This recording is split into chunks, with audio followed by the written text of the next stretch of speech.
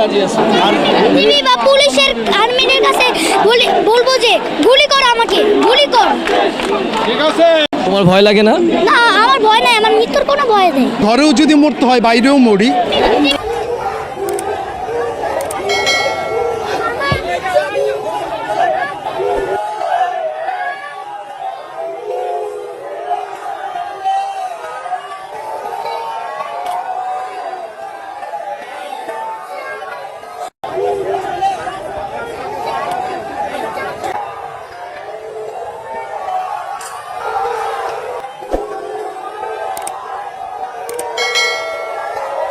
যে তুমি এই আন্দোলনে এসেছো, কেন এসেছো?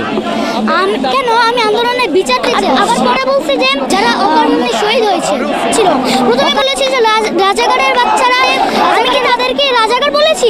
তারা নিজেই রাজাকার বলছে, সেখানে মিথ্যা কথাটা। তুমি কি তোমার ভাইদের মতো বুক প্রসারিত করে দেবে? আমি অবশ্যই করতে চাই, আমি অবশ্যই করব। বাবা তোমাকে এখানে নিয়ে এসেছে? হ্যাঁ। তোমার ভয় লাগে না? না, আমার ভয় নাই, আমার মৃত্যুর কোনো ভয় নেই। ভয় নাই? এসেছেন আসলে এতটুকু বাচ্চাকে নিয়ে আসলে আন্দোলনে আসার কারণ? আচ্ছা, মূলত এর কারণটা হচ্ছে ঘরেও যদি মরতে হয় বাইরেও মরি, সেই চিন্তা থেকে। আর মানুষ মারে আর বাচ্চাগুলোকে মারে। তোমার কি ভয় লাগে না?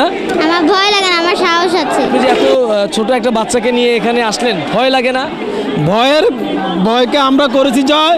আমরা এই দাবি কি এখন? দাবি একটাই, শেখ হাসিনা পদত্যাগ।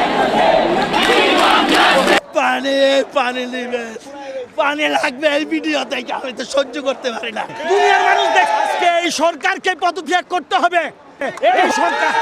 এই সরকারকে আমরা বিশ্বাস করি না, জনগণ বিশ্বাস করে না, ছাত্র সমাজ বিশ্বাস করে না।